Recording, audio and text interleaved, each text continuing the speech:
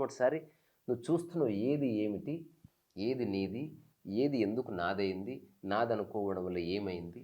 Car గీత పడితే నీకు బాధ ఎత్తలేదు, నీ కారు గీత పడితే బాధ అవుతుంది. నా బాధ అవుతున్నది కారు వల్ల కాదు, నా వల్ల. ప్రకృతిని నువ్వు అర్థం చేసుకోవడం మొదలు పెడితే నీకు భగవద్గీత నిమిషంలో అర్థమవుతుంది. నిష్కామ కర్మ ప్రకృతి యొక్క పరమ రహస్యం. భగవద్గీత సారమంతా నిష్కామ కర్మనే. కానీ మనిషి తన ఆనందాన్ని ప్రపంచంలో వెతుకులాడుకోవడంతో ప్రాబ్లం వచ్చింది. చాలా మంది ప్రతి దాంట్లో పర్టికులర్ ఉంటారు కదా. హాస్పిటల్కి వెళ్ళినప్పుడు డాక్టర్ విషయంలో పర్టికులర్ ఉండమను, నాకు సన్నగా పొడుగున్న డాక్టర్ కావాలి చెప్పమను. టైం వచ్చినప్పుడు నువ్వు నోరు మూసుకొని సరెండర్ కావాలాడు. నువ్వు కుర్చీలో కూర్చోమంటే కుర్చీలో కూర్చోవాలి, దొబ్బుకుపోతే దొబ్బుకుపోవాలి, పడుకుంటే పడుకోవాలి, సూదెక్కించుకుంటే సూదెక్కించుకోవాలి అంతే. ఎవరెవరైతే ఆత్మజ్ఞానం కలిగిందో వాళ్ళు ప్రపంచం తలకిందులైనా వాళ్ళు మారలే. వచ్చేది రాని పోయేది పోని అయినా. హలో అన్న, నమస్కారం. రీసా రామ్ సిరీస్ రీసా అన్నాను కదా. Okay, hello Risa. నమస్తే. మనిషి ఓ మనిషి. మీ వీడియోలలో చాలాసార్లు ప్రకృతి ప్రపంచం, ప్రపంచం ప్రకృతి అని కొన్ని వందల సార్లు విన్నా నేను. అవును, అర్థమైంది కూడా. కాకపోతే ఒకసారి ఇంకా సింపుల్ ఎగ్జాంపుల్స్ తోటి అసలు బేసిక్గా ఇప్పుడు అసలు ఏం తెలియదు, ఇప్పటివరకు ఎప్పుడు వినలే, అలాంటి వాళ్ళ కోసం అర్థమయ్యేలాగా ఏదైనా చిన్నగా చెప్పండి. ఏదైతే మనిషి చేత సృష్టించబడ్డదో అదంతా ప్రపంచం. ఏదైతే మనిషి సృష్టించలేదో దేంట్లో మనిషి భాగమో అది ప్రకృతి. ఓకే, అంటే కారు కొన్నావు, ఆ కారు ఒక్కటే నీది, మిగతా అన్ని కార్లు నీవి కాదు. ప్రకృతిలో ఎవడు పీల్చే గాలిన నీది. ప్రకృతిలో ఓనర్షిప్ లేదు, అథారిటీ లేదు. ప్రపంచంలో ఓనర్షిప్ ఉంది, అథారిటీ ఉంది, ప్రొప్రైటర్షిప్ ఉంది, డివిజన్. ప్రకృతిలో మనం ఉంటుంది, నా లేదు. ప్రకృతిలో ఉన్నది ఏది మనం అంటాం కదా, ఏది పుట్టినప్పుడు ఏది ఎంట తీసుకురాలి, చచ్చిపోయినప్పుడు ఏది ఎంట తీసుకుపో. ఎంత అద్భుతమైన స్టేట్మెంట్ అది. ప్రపంచాన్ని కానీ కాదు అది. ప్రకృతి పరంగా కరెక్ట్ అది, ప్రపంచం పరంగా అందుకే బాధేస్తుంది. పుట్టినప్పుడు ఏం తీసుకురాలి, ఇప్పుడు కారు బిల్డింగ్ అని సంపాదించిన, పోయేటప్పుడు ఏం తీసుకుపోతలేవు. అసలు అవి నీవి కానీ కాదు. ఫస్ట్ ఆఫ్ ఆల్ అవి నీ అవసరానికి ఉపయోగించుకోవడానికి తెచ్చుకున్నావు అంతే. అవి నీవెట్లయితావు, నీవి అవి ఉండొచ్చు, అవి నీవెప్పటికి కావు, అవే నువ్వు కావు, అదే నువ్వు కావు. కారు గీత పడితే నీకు గీత పడినట్టు కాదు, నీకు ఉద్యోగం రాకపోతే నువ్వు ఫెయిల్ అయినట్టు కాదు, ఉద్యోగం రాలేదంతే. ఆ చిన్న తేడా నీకు క్లారిటీ వస్తుంది ప్రపంచం ప్రకృతి ఉంటే. సో ప్రకృతిలో నిరంతరం ఆనందం ఉంటుంది, ప్రశాంతత ఉంటుంది. దానికి ఏకైక కారణం పోలిక లేకపోవడం వల్ల. సో పోలిక లేని స్థితి ప్రకృతి. పోలిక వచ్చిందా ప్రపంచం దూరితేనే పోలిక వస్తుంది. నిద్రలో పోలిక ఉందా? ఎప్పుడన్నా పోల్చుకున్నా నీకంటే నేను బాగా నిద్రపోతాను అంటే ఎక్కువసేపు నిద్రపోతాను నేను, అనుకుంటే 12 గంటలు అది చెప్తావు తప్ప నీ గురించే వ్యాఖ్య ఉంటుంది. వేరే వాడి గురించి పోల్చుకో. నేను మా మామయ్య వాడు కూడా ఆయన కంటే ఎక్కువ పడుకోవాలి. నేను ఎక్కువ అంటే టైంలోనా క్వాలిటీ? ఆయన కంటే అనే పదం వాడనే వాడము. అది నా టార్గెట్ అని అనుకో వస్తే వాడు బాగా పడుకున్నావా? పడుకున్నా. నేను బాగా పడుకోలేదబ్బా, కానీ వెంటనే ఈ స్టేట్మెంట్ రాదు, నీకంటే నేను రేపు బాగా పడుకుంటా చూడు. ఇట్లా ఎప్పుడు నువ్వు క్లెయిమ్ చేయవు. ప్రకృతిలో క్లెయిమింగ్ లేదు, ఎందుకంటే అందులో అహంకారం లేదు. ఎందుకంటే నిద్ర నువ్వు సృష్టించలేదు కాబట్టి నువ్వు క్లెయిమ్ చేసుకోవడానికి లేదు. ప్రపంచంలో ఉన్న ప్రతిదీ నువ్వు సృష్టిస్తున్నావు కాబట్టి విపరీతమైన క్లెయిమింగ్ వచ్చింది. ఈ క్లెయిమింగ్కే ముద్దు పేరు ఈగో. క్లెయిమింగ్కి ముద్దు పేరు ఈగో. క్లెయిమ్ చేసేది ఈగో, నేను నాది అన్నదా. క్లెయిమ్ లేకపోతే నీ భాష మారుతుంది. అందుకే కృష్ణమూర్తి లాంటి వాడు ద స్పీకర్ అనేటోడు క్లెయిమ్ చేసుకోవట్లేదు నేను అని. సో క్లెయిమింగ్ ఒకవేళ నీలో పోయిందనుకో, ప్రపంచాన్ని ఆస్వాదించడం తెలుస్తుంది. క్లెయిమింగ్ పోతే, క్లెయిమింగ్ వస్తే ప్రపంచం నేను నిరికిస్తుంది. మరి క్లెయిమింగ్ ఎట్లా పోతుంది? అర్థం చేసుకోవడం వల్ల. ఏది వచ్చిపోతుందో, ఏది అశాశ్వతమో అది వాడుకోవడానికి ఉంది, కానీ నీది అవ్వడానికి లేదు. ఫర్ ఎగ్జాంపుల్ ఏది అంటే ఏదైనా ఎవ్రీథింగ్. మా కారు ఖచ్చితంగా వచ్చిందంటే ఖచ్చితంగా పోతుంది. కారు వచ్చిందంటే రెండో రోజు అయిపోయింది, పాతది అయిపోయింది అంతే. ప్రపంచంలో అత్యంత తొందరగా పాతగా ఏది ఏంటో తెలుసా? News paper. 1 డేకి. అందుకే అసలు వ్యాలిడిటీ ఉండదు. సో దానికి 1 డేలో వ్యాలిడిటీ పోయింది. కారుకి ఒక 5 yearsలో పోతుంది, నీ బాడీకి ఒక 60 yearsలో పోతుంది. ఏది నీది కాదు. సో ఇప్పుడు వివేకంతో చూస్తే, వివేకానంద డిస్కషన్ మొట్టమొదటిసారి నువ్వు చూస్తున్నావు ఏది ఏమిటి, ఏది నీది, ఏది ఎందుకు నాదైంది, నాదనుకోవడం వల్ల ఏమైంది, నా యొక్క జీవిత పరమార్థం. డిస్క్రిమినేషన్ లేకుండా. డిస్క్రిమినేషన్ కాదు, డిస్కషన్, విచక్షణ. వివేకంతో చూసి. అందుకే వివేకానంద అంటే ఏది ఏమిటో తెలుసు, ఏది పాళ్ళో ఏది నీలో తెలుసుకున్నవాడు వివేకానంద. వివేకం కలిగినవాడు. వివేకం అంటేనే అది. సో ప్రపంచం ప్రకృతి అన్నవి ప్రతి మనిషికి ఉన్నాయి, ఇంకా వేరే ప్రాణికి లేదు. ఇంకా అన్ని ప్రాణులకి ఎక్సెప్ట్ హ్యూమన్ బీయింగ్ ప్రకృతి మాత్రం ఉంది. ప్రకృతి మాత్రం. ప్రకృతికి అనుగుణమైన విషయాల్ని మాత్రమే ఆచరిస్తూ జీవిస్తాయి. అందుకే కర్తభావన ఉండదు. సాధించేది ఏమీ లేనిది ప్రకృతి. ఓకే. సాధించాల్సింది మాత్రం ఏదో ఉంది అని నీకు నిరంతరం చెప్పేది ప్రపంచం. ఉమ్, సో మన పుట్టిన తర్వాత స్కూల్కి వెళ్ళే వరకు మనం ప్రకృతిలో ఉన్నాం. ఉమ్, స్కూల్కి వెళ్ళగానే ప్రపంచంలో అడుగు పెడుతున్నాం మనం. ఆ గడపని నువ్వు నిలబడ్డావు. ఉమ్, ఇటు కాలు పెడితే ప్రకృతి, అటు కాలు పెడితే ప్రపంచం. ఉమ్. ఎప్పుడు మధ్యలోనే ఉండదు. మధ్యలోనే ఉండాలి. వీలైతే ఎటు పక్కన ఓ పక్కకి రా అన్నావు అనుకో, ప్రకృతిలోకి రా, ప్రపంచంలోకి పోకు. ప్రపంచంలో ఎక్కువ ఉండడానికి పో. ఆఫీస్కి ఎంత పెద్ద ఆఫీస్ అయినా సరే ఇంటికి రావడానికే పోతున్నావు ఆఫీస్కి. హా, ఇల్లు నీ ప్రకృతి కాబట్టి. ఇంట్లో ప్రశాంతత ఉంది, ఇంట్లో నిద్ర ఉంది, ఇంట్లో సంభోగం ఉంది, ఇంట్లో ఏకాంతం ఉంది. ఇవంతా ప్రకృతి నియమాలు ఇంట్లో ఉన్నాయి, ఆఫీస్లో లేవు. ఉమ్, ఆఫీస్లో సంభోగం లేదు, ఆఫీస్లో నిద్ర లేదు, ఆఫీస్లో ఏకాంతం లేదు, ఆఫీస్లో ప్రశాంతత లేదు. అంత ప్రపంచం అంటే ప్రకృతిని మూల స్థితులన్నింటినీ బొందబెట్టే స్థితి అది. ప్రపంచం. కానీ మనిషి తన ఆనందాన్ని ప్రపంచంలో వెతుకులాడుకోవడంతో ప్రాబ్లం వచ్చింది. అంటే రాయిని చీకుతా ఉన్నాడు, ఒకటి రసం వస్తుంది రాదు. అది maybe it looks like an apple, but రసం రాదు. ఓకే. ప్రకృతిలో నువ్వు ఏ ప్రయత్నం చేయకుండా రసం వస్తుంది. ఇప్పుడు వస్తే వాళ్ళు లేకపోతే రసం కాడుతుంది, దాని స్వభావం అది. ఉమ్, సో నిరంతరము నీలో అద్భుతమైన రసాలు ఊరుతున్నాయి. అట్లా ఒక రసాన్ని ఆనందం అన్నారు, ఒక రసాన్ని తృప్తి అన్నారు, ఒక రసాన్ని హాయి అన్నారు, ఒక రసాన్ని సుఖం అన్నారు, ఒక రసాన్ని నిద్ర అన్నారు. ఇట్లా నవరసాలు సహజ సిద్ధంగా పలికినప్పుడు, దాంతో నువ్వు రమించినప్పుడు నీ లైఫ్లో కాన్ఫ్లిక్ట్ పోతుంది. ప్రపంచాన్ని అర్థం చేసుకున్నవాడు ప్రపంచంలో చాలా బాగా పనిచేయగలడు. ప్రపంచాన్ని అర్థం చేసుకోలేని వాడు ప్రపంచంలో పని చేస్తూ చేస్తూ బందీ అయిపోతాడు, ఇరుక్కుపోతుంది. సో అర్థం చేసుకోవడం అంటే ఈ చూడు ఇది శాశ్వతం ఏదైతే నువ్వు కాదు. సృష్టించినవో ఉమ్, దాంట్లో నీ ఆనందం వెతుక్కో. అదే మీరు చెప్తారు కదా వీడియోలో ఇక్కడ విన్నా నేను. దాని ఎగ్జాంపుల్ ఏంటంటే మనిషి, వస్తువు, సిద్ధాంతం. ఈ మూడు అంటే మనిషి అటాచ్ అయింది మూడు. ఇవి నా ఎంక్వైరీలో తెలిసినాయి.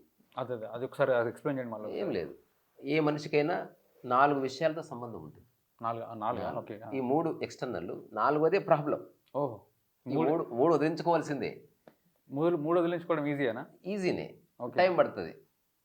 ఫస్ట్ ఆ మూడు ఏందో ఒక చెప్పండి. నిమిషం. ఆ 3 మొదటిది వస్తువు. ప్రకృతిలో ఏ ప్రాణికి సొంత వస్తువు ఉండదు, కానీ భోజనం చేస్తుంది. నీకు సొంత కంచం ఉంది, అయినా నువ్వు భోజనం చేయాలి, కంచం తింటలేవు. అది ఓన్లీ ఆధార వస్తువు మాత్రమే. కానీ మనిషి దాన్నే రియాలిటీ అనుకున్నాడు. భోజనం రియాలిటీ, కంచం కాదు. కంచం ఓన్లీ ఆధారశిల మాత్రమే, వస్తువు. ఇప్పుడు నీ వస్తువు అంటే నీ వస్తువులన్నీ, నీకు వచ్చే ప్రతి ఆలోచన ఏ వస్తువుకు నా తగిలించినవో అవే ఆలోచనలు వస్తాయి. కారు గీత పడితే నీకు బాధ ఎత్తలేదు, నీ కారు గీత పడితే బాధ అవుతుంది. నా బాధ అవుతున్నది కారు వల్ల కాదు, నా వల్ల. ఇది ఒకటి వస్తువు. రెండోది మనిషి, మానవ సంబంధాలన్నీ రెండవది. అన్ని భార్య, పిల్లలు, తల్లి, ఫ్రెండ్, శ్రేయోభిలాషి అన్ని దాంట్లో మనిషి. ఎవడు మనిషి అయితే నీకు భూమి మీద ఇప్పటి వరకు, మొత్తం మీద నువ్వు పుట్టి నుంచి ఇప్పటి వరకు క్లోజెస్ట్గా 9 మంది కంటే ఎక్కువ లేదు. అంతకంటే ఎక్కువ నీ మైండ్ తీసుకోలేదు. కొంచెం దూరంగా 10 మంది ఉంటారు, ఇంకొంచెం దూరంగా 10 మంది ఉంటారు. అట్లా మొత్తం నువ్వు పేపర్ పెన్ తీసుకొని రాయి. It is very difficult for any human being right beyond 100 names. అందులో చివర రాసిన నేము తూతు మంత్రంగాడు, వాడు ఉన్నా సచ్చినా అయ్యో పోయాడా, అయ్యో అప్పట్లో చదువుకున్నాం మేము, అరే చాయ్ పెట్టరా, అట్లా ఉంటుంది. ఓకే. ఫస్ట్గా రాస్తూ చూడు పేరు, అది నిన్ను బాధిస్తుంది.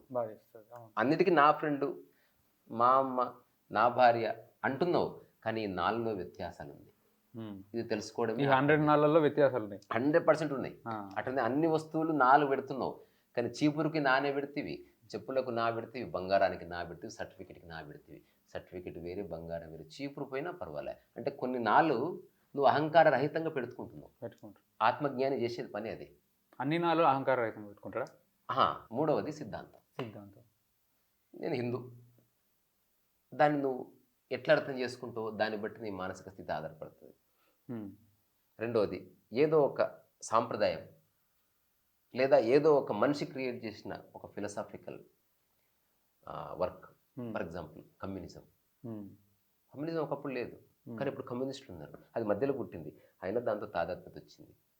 తర్వాత ఐడియలిజం వచ్చింది, నేను ఐడియలిజం. ఇప్పుడు వీగనిజం వచ్చింది, ఒకటి ఎగ్జిస్టెన్షియలిస్ట్ అంటాడు. So they are attributing themselves to some philosophy. So దేనికో దాన్ని ముడి పెట్టుకుంటున్నాను.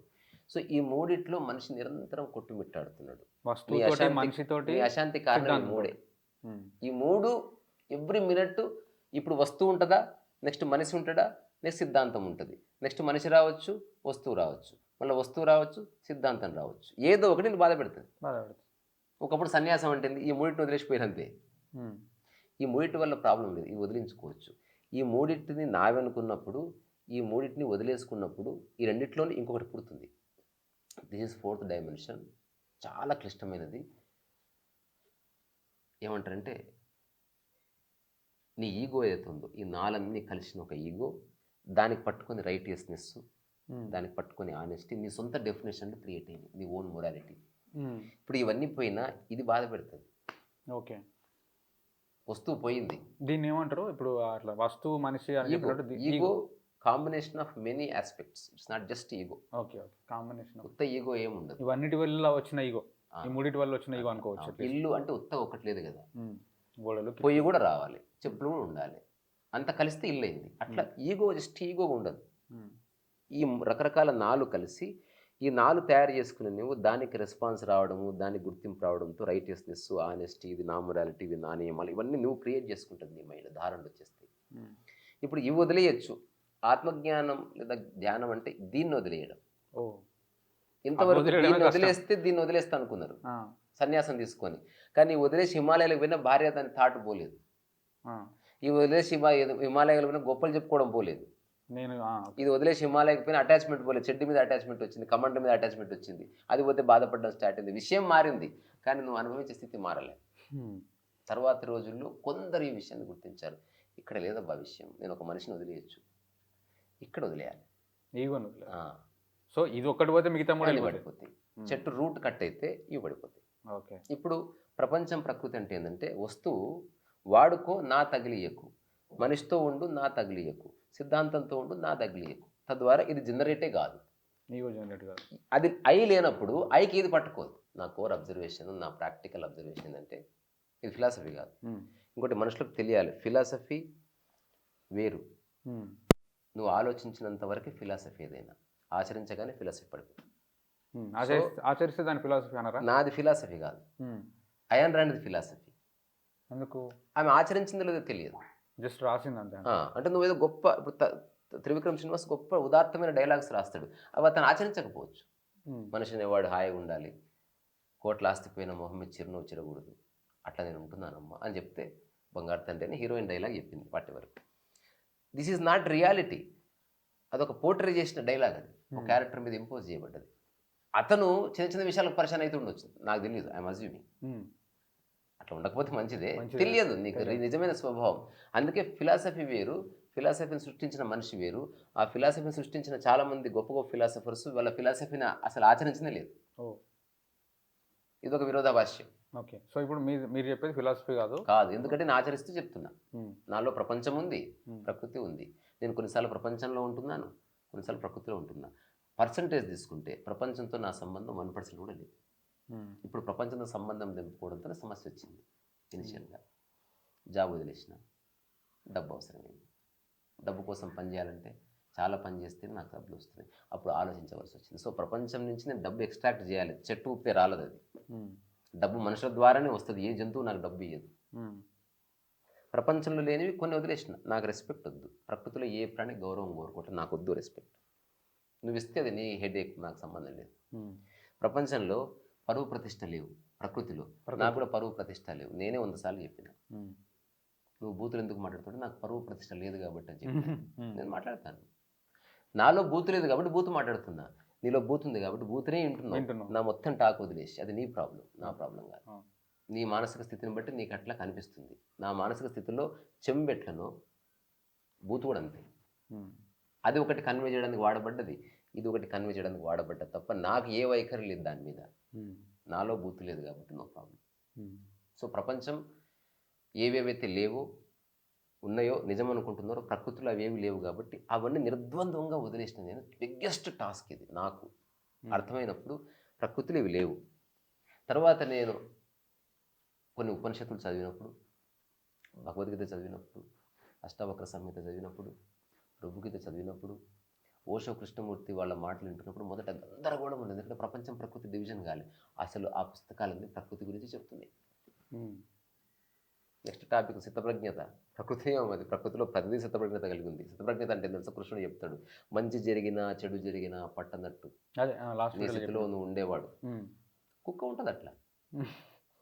కుక్క తినే బొచ్చ ఇరగొట్టు, అన్నం తింటది, బొచ్చ గురించి బాధపడదు. దానికి అవసరం లేదు. అది తెలియక సిద్ధప్రజ్ఞతలో ఉంటుంది. మనిషి కూడా తెలిసి ఉండవలసి వస్తుంది. తెలిసినా ఉండలేడు ఫస్ట్ ఆఫ్ ఆల్. సో వాటికి బోధ లేదు. ఎందుకో తెలుసా? డ్యువాలిటీ లేకుండా బోధ కలగదు అసలు. ఇది ఒక విరోధాభాష్యం వల్ల. ఇంతకుముందు ప్రపంచం అని చెప్పిన వెంటనే ద్వంద్వం వస్తుంది అన్నారు. ద్వంద్వం గురించి అసలు డ్యువాలిటీ అంటే నిరంతరం డ్యువాలిటీ. Example,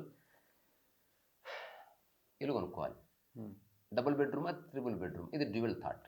okay. బట్టలు కొనుక్కోవాలి, కోట షెర్వాణి, షెర్వాణి 600దా 1000 రూపాయలదా, ఇది నిరంతరం డ్యూయాలిటీ వస్తుంటుంది ప్రతి దాంట్లో. 1000 రూపాయలది, ఈ షాప ఆ షాప. వచ్చిన తర్వాత ఇప్పుడు వేసుకోవాలన్నా పండుగ రోజు పొద్దున వేసుకోవాలా, రాత్రి వేసుకోవాలి. సిద్ధప్రజ్ఞత ఇంపాసిబుల్. ఎక్కడ ద్వంద్వం ఉందో అక్కడ అద్వైతం లేదు. నీకు అద్వైతము డ్యూయాలిటీ ఒకటేనా? అద్వైతం అంటే నాన్ డ్యూయాలిటీ. ఈ అద్వైతం అనే పదం కూడా చాలా మిరాక్యులస్ వర్డ్. ప్రపంచంలో ఏ భాషలో అటువంటి పదాలు ఉండవు. మన భారతీయ సాంప్రదాయంలో అటువంటి పదాలు. ద్వైతం అంటే 2 కదా, అద్వైతం అంటే ఒకటిని కదా, 2 కానిది. That's all. 2 కానిది ఏదన్నా కావచ్చు. అందుకే అద్వైతంలో ఉన్నవాడు దేన్నైనా అనుభవిస్తాడు. డ్యుయాలిటీ ఉన్నవాడు అదో ఇదో అట్లా కొట్టుకొస్తాడు. నిరంతరం ఒక ధర్మ సంకటం ఉంటుంది.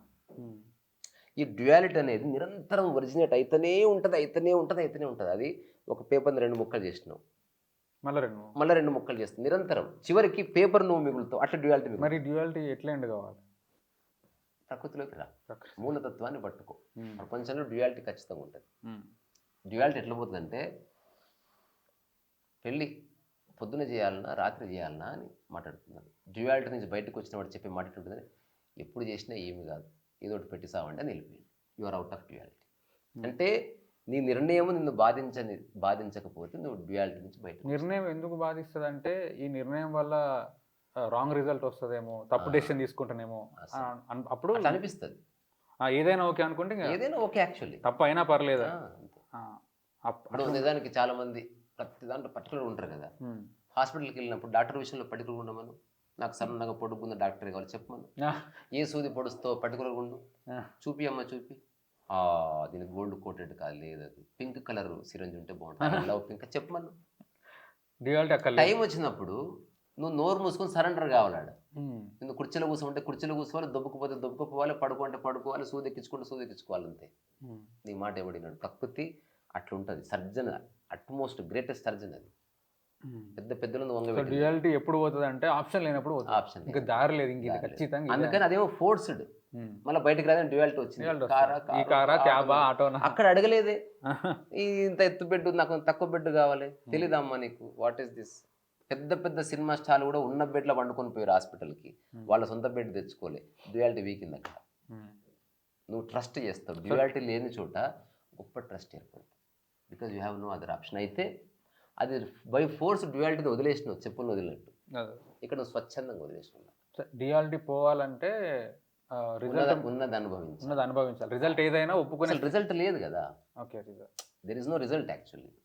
రిజల్ట్ అంటే అర్థం తెలుసా? ఇప్పుడు ఒక పని చేస్తున్నావు, మధ్యన కొంత గ్యాప్ ఇచ్చి ఆ తర్వాత రిజల్ట్ ఉంటుంది. ఈ క్షణమే రిజల్ట్. ఎగ్జాంపుల్, నాకు దురదైంది, గీక్కుంది, రిజల్ట్ అయిపోయింది. ఇలా గీక్కోవడం వల్ల నాకు భవిష్యత్తులో ఏదో రాదు. ఆ క్షణమే రిజల్ట్ అనుభవిస్తున్నావు. అదే ఉన్నది అనుభవించడం అంటే. రిజల్ట్ భవిష్యత్తులో లేదని తెలుసుకోవడం ఉంది. నువ్వు జ్ఞానంలోకి ఎంటర్ అయినట్టు. రిజల్ట్ భవిష్యత్తులో ఉంది అనుకున్నావా, నువ్వు స్వర్గానికి కూడా లింక్ పెడతావు దాన్ని. సో ఎవడైతే రిజల్ట్ని భవిష్యత్తులో ఎత్తులాడుకుంటున్నాడో వాళ్ళందరూ స్వర్గ నరకాలు నమ్మవలసిందే. ఇది హైపోథీసిస్ కాదు, నీ మైండ్ తీసుకెళ్తుంది. ఉద్యోగం కోసం ఉద్యోగం ఆనందాన్ని ఇస్తా అనుకున్నావు, 30 ఏళ్ళు గడిచింది, తెలిసింది ఉద్యోగం ఆనందాన్ని, ఇప్పుడు నాకు పూజనే అబ్బా అంటాడు వాడు. వాడి నిజమైన దృష్టి పూజ మీద లేదు. పూజకి నేను అగెనిస్ట్ కాదు. నేను బ్రష్ కడుగుతా, దాన్ని ఒక అర్చన చేసిన తర్వాత ఆ ప్లేట్ని ఎంత శ్రద్ధ కడుగుతా అంతే శ్రద్ధ కడుగుతా. శ్రద్ధ పూజ, వస్తువు కాదు. కానీ ఉద్యోగం వల్ల ఆనందం వస్తుంది, పెండ్లాం వచ్చినాక ఆనందం వస్తుంది నమ్మి, భవిష్యత్తులో ఆనందం వస్తుందని నమ్మి, పిల్లలు పుట్టారు భవిష్యత్తులో వీళ్ళని ఆనంద పెడతారని నమ్మి, అది జరగకపోతే వాడిని వదిలేస్తున్నాడు. వాడు వదిలేసి ఇంకేదో ఆనందం ఇచ్చేదాన్ని మళ్ళీ భవిష్యత్తులో వాడి నిరంతరం వాడి దృష్టి భవిష్యత్తు సుదూర దూరం మీదనే ఉంది. నేను ఇప్పుడు ఏదో చేస్తా దానివల్ల భవిష్యత్తులో నాకు అట్లా ఆనందం. కాకుండా ఆత్మజ్ఞానం అంటే హియర్ నౌ, ఉమ్, ఇప్పుడు ఇక్కడే నువ్వు తిన్నావు, ఇప్పుడే అనుభవిస్తావు అంతే. నువ్వు ప్రకృతి నియమాల్లో రిజల్ట్ ఎంబడే ఉంది, ప్రపంచంలో రిజల్ట్ లాటర్ ఉంది. ఇప్పుడు ఎగ్జామ్ రాస్తే 6 నెలలకి, ఇప్పుడు ఎన్నికలైతే నెల తర్వాత, ఇప్పుడు నువ్వు జాబ్ ఎక్కితే 30 ఏళ్ల తర్వాత రిజల్ట్, ప్రావిడెంట్ ఫండ్. ప్రకృతిలో ఎప్పటిదప్పుడే మర్చిబజ్జి తిన్నావు, అయిపోయింది, గంటన్నర తర్వాత మోషన్ స్టార్ట్ అయింది ఇమీడియట్. ప్రకృతి అప్పుడే వంగ పెడుతుంది. నేను నిజానికి మోషన్ 3 అవర్స్ తర్వాత అయింది, అది ప్రాసెస్ ఆల్రెడీ స్టార్ట్ అయింది. రిజల్ట్ ఎప్పుడో కింద వెంటనే తినడంతోనే స్టార్ట్ అయింది ప్రాసెస్, నీకు తెలియడానికి టైం పట్టింది. సో ఆత్మజ్ఞానం అంటే ప్రకృతిని నువ్వు అర్థం చేసుకోవడం, ప్రకృతిలో నీవు ఒక భాగం అని తెలుసుకోవడం. ప్రపంచం అంటే నేను ఒక భాగం కాదు, నేను సపరేట్ ఎంటిటీ, ఇండివిజువాలిటీ. నిజానికి ఇండివిజువాలిటీ అనే పదం చాలా అందమైంది, నాశనం చేశారు. చాలా అందమైంది కానీ నాశనం చేసి. అంటే ఇట్లా ఇండివిజువాలిటీ అంటే మందులు ఏంది, నా ఇల్లు నేను కట్టుకుంటాను, నేను సపరేట్ ఉంటాను. ఇండివిజువాలిటీ గానే కాదు. ఇండివిజువాలిటీ యొక్క మూల అర్థం ఎక్కడి నుంచి వచ్చింది? డిరైవ్డ్ ఫ్రమ్ ఇండివిజిబుల్, విభజించలేని. Indivisible, okay. అది నీ యొక్క అఖండ మానసిక స్థితికి సంబంధించిన ఒకనొక ఎక్స్ప్రెషన్ అది. సో ఆ డెఫినేషన్ ప్రకారం ప్రకృతి ఇండివిజిబుల్. ఇండివిజిబుల్. ఇప్పుడు చూడు ప్రకృతి ఎంత మార్మికం. ఇప్పుడు పక్కింటోడు ఏం చేసినా తెలియదు కదా నీకు. ఇంత తెలివి ఉండి మనకు గోడ ఉంటే అవతలేదు తెలియదు. కానీ ఇక్కడ ఉన్న గులాబీ చెట్టుకి సూర్యుడు ఎక్కడ ఉన్నాడో తెలియదు, అంత లోకంలో ఉన్నాడు అతను. అతను ఇట్లా ఉదయించగానే ఇట్లా పూస్తుంది. ఎంత ఎక్స్ట్రాడనరీ కనెక్షన్ అని చెప్పు. ఏ వైఫై మనకు వస్తుంది? మనిషే disconnected because he divided, he became an island. అంటే ప్రపంచంలో విపరీతంగా కూరుకుపోయాడు. డబ్బు వెనకబడుతున్నాడు, డబ్బు అది పరువు ప్రతిష్ట అంటున్నాడు, అది అవగానే గౌరవం అంటున్నాడు, అది అవగానే నా ఆనెస్టీ, నా మొరాలిటీ అండి, ఇది అవగానే నా వస్తువులు అంటున్నాడు, ఇది అవగానే ఎవరో మెచ్చుకుంటే తెలియకపోతుంది. అంత స్టూపిడిటీ. నేను ఇవన్నీ డిస్కార్డ్ చేయమనట్లేదు. నా చుట్టూ కూడా చాలా వస్తువులు ఉన్నాయి, అవసరం కోసం ఉన్నాయి తప్ప ఇవి నా గౌరవాన్ని ఇచ్చేవి కావు. నేను పెయింటింగ్ వేయడం వల్ల గౌరవం వచ్చింది అనుకో, అది ప్రపంచం ఇస్తుంది. పెయింటింగ్ వల్ల ఏ గౌరవం రాదు. పెయింటింగ్ వేస్తే పెయింటింగ్ వేయడం వస్తుంది అంతే, ఇంకా మిగతా ఏది అవసరం లేదు. ఇంకా మిగతాదంతా అబద్ధం. పెయింటింగ్ చేస్తే పెయింటింగ్ వేయడం వస్తుంది. సైకిల్ తొక్కడం నేర్చుకుంటే సైకిల్ తొక్కడం వస్తుంది. సైకిల్ తొక్కడం ద్వారా వచ్చే పేరు ప్రఖ్యాతులు అబద్ధం. సైకిల్ తొక్కడం వచ్చింది చూడు, అది వర్తమానం. ప్రకృతి ప్రపంచంలో ఉన్నప్పుడు 4 ఉంటాయి కాబట్టి భాషాపరంగా నా పెన్ను, నా కారు, నా ఇల్లు అని ఉంటుంది. కానీ దానికి ఎంత వాల్యూ ఇస్తున్నావు మీరు అన్నప్పుడు? ఇది నా ఫోన్ అని మీరు అన్నప్పుడు, లేదా బాగా ఐఫోన్ అంటే ఇష్టం ఉన్నాడు అన్నప్పుడు తేడా ఉంటుంది. ఎందుకంటే వాడి నాలో బలం ఎక్కువ ఉంది. మీరు జస్ట్ భాష కోసం ఇది ఎవరి ఫోన్ అంటే నాదని చెప్తున్నారు అంతే. అది ఇప్పుడు నేను నాకు ఈగో లేదు, నా ఐడెంటిటీ లేదు. ఇప్పుడు ఎయిర్పోర్ట్ పోతే స్వామీజీ అయినా చెప్పాలి, సద్గురు లాంటి వాడు డ్రాప్ ద ఐ అని చెప్పాడు అనుకో. ఎయిర్పోర్ట్ పోతే what is your name? Sadhguru. Sir what is your, tell me sir what is your name? Jaggi Vasudev. చెప్పాలి కదా. అది ఈగోగా చెప్పడం కాదు, అది ఉన్నది చెప్పడం. ప్రపంచంలో అట్లా పేరు పెట్టారా నాకు, ఆ పేరు కూడా నాది కాదు అని తెలుసుకుంటే నువ్వు జ్ఞానులు. అందుకే మన పూర్వీకులు క్లియర్గా 1 వర్డ్ డెఫినేషన్ ఇచ్చారబ్బా. నామరూపరహితంలోని మహత్వం చూడు. నీవు నామరూపరహితంగా ఉండు, ప్రకృతి మొత్తం నామరూపరహితం. ప్రకృతిలో దేనికి నామము లేదు, రూపం లేదు. రూపం ఎందుకు లేదు? అది పోతుంది కాబట్టి. నామం ఎందుకు లేదు? దాన్ని తెలియదు కాబట్టి. మనం పెట్టిన పేర్లు కుక్క పని మనం దానికి తెలియదు. అది ఒక్కటి కూడా మనిషికి పేరు పెట్టి చూసిన అంత లిమిటెడ్ ఉంది. ఓకే. సో ప్రకృతి ప్రపంచం అనే కాన్సెప్ట్, సో ఈ ప్రకృతి ప్రపంచం అనే కాన్సెప్ట్లోనే స్థితప్రజ్ఞత దాగి ఉంది. ఓకే. ఆత్మజ్ఞానం యొక్క రహస్యం దాగుంది. ప్రాపంచిక విషయాల గురించి నువ్వు ధ్యానం చేస్తున్నావా, నువ్వు అబద్ధంతో ఆటలాడుతున్నావు. ధ్యానాన్ని ఇన్సల్ట్ చేస్తున్నావు డబ్బు కోసం, లేకపోతే పేరు ప్రఖ్యాతుల కోసం. సో ఈ ప్రకృతిని నువ్వు అర్థం చేసుకోవడం మొదలు పెడితే నీకు భగవద్గీత నిమిషంలో అర్థమవుతుంది. నిష్కామ కర్మ ప్రకృతి యొక్క పరమ రహస్యం. భగవద్గీత సారమంతా నిష్కామ కర్మనే. ప్రకృతిని అర్థం చేసుకుంటే రమణ మహర్షి తక్కువ దొరుకుతాడు నీకు. ప్రకృతి అంటే స్థితి, మనిషి కాదు, హోదా కాదు, అధికారం కాదు, నీ కారు కాదు, ఏమి కాదు. రమణ మహర్షి దగ్గరికి వెళ్ళేది ఆశ్రమం చూడడానికి కాదు, రమణ మహర్షిని చూడడానికి. ఇంకా వెళితే రమణ మహర్షి శరీరం చూడడానికి కూడా కాదు, ఆయన మనసును చూడడానికి, ఆయన మాటలు, అది కూడా కాదు. లోపలికి వెళ్తే స్థితి, ఏది ఉన్నా లేకున్నా ఒకటి మారకుండా ఎప్పుడు ఉంది, అదే రమణ మహర్షి. ఎవరెవరైతే ఆత్మజ్ఞానం కలిగిందో వాళ్ళు ప్రపంచం తలకిందులైనా వాళ్ళు మారలే, రిజిడ్గా లేరు, ఎక్స్ట్రీమ్లీ సెన్సిటివ్ ఉన్నారు, చాలా సంవేదనశీలత కలిగి ఉన్నారు, చాలా స్టేబుల్గా ఉన్నారు. స్థితప్రజ్ఞత అంటే అన్ని డ్యూయాలిటీస్ నుంచి తన మైండ్కి విముక్తి కలిగింది అంతే. ఓకే. అన్ని డ్యూయాలిటీల నుంచి విముక్తి కలగడం స్థితప్రజ్ఞత. ఓకే, ఇప్పుడు స్థితప్రజ్ఞత ప్లస్ ప్రకృతి ప్రపంచం అనేది ఈ వీడియోలో కంక్లూడ్ అయిపోయింది. ఎస్ నెక్స్ట్ వీడియోలో ఇంకో టాపిక్ మళ్ళీ మాట్లాడుకుందాం. మాట్లాడుకుందాం. Tata, Risa bye bye. రస్సో వైసహ టాటా బై బై.